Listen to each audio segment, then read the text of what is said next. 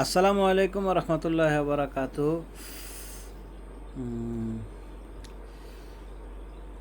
দুই তিন দিন আগে আসলে বাংলাদেশ থেকে আমার ছোটো ভাই আসছে। ছোটো ভাই আসার পরে আমার নিজের গাছের একটা কাঁঠাল আমার জন্য নিয়ে আসছে।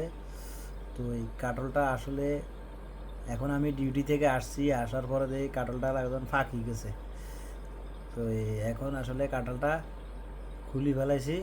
খুলি ফেলানোর পরে ছোট্ট একটা কাঁঠাল, অবশ্য এত বেশি বড় না, অনেক ছোট।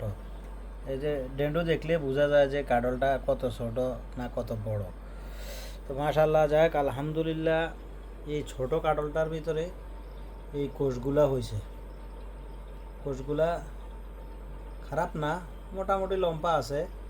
তো মুখের সাইডের গুলা একটু হালকা ছোটো পড়ছে, গোল্লা। আর পুরো অংশের কাঁঠালটা আপনার লম্বা লম্বা, মিষ্টিও আছে, খারাপ না আলহামদুলিল্লাহ। অনেক আজকে 5 বছর পরে বাংলাদেশের আমার নিজের গাছের কাঁঠাল খাবো। তো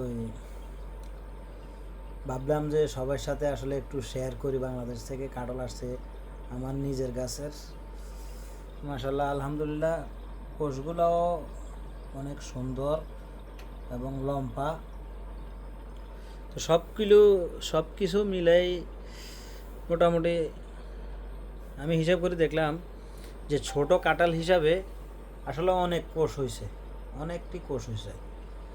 আবার আমি 5-6টা খাইও ফেলাইছি, যাকে ওটা তো আর দেখানো যাচ্ছে না।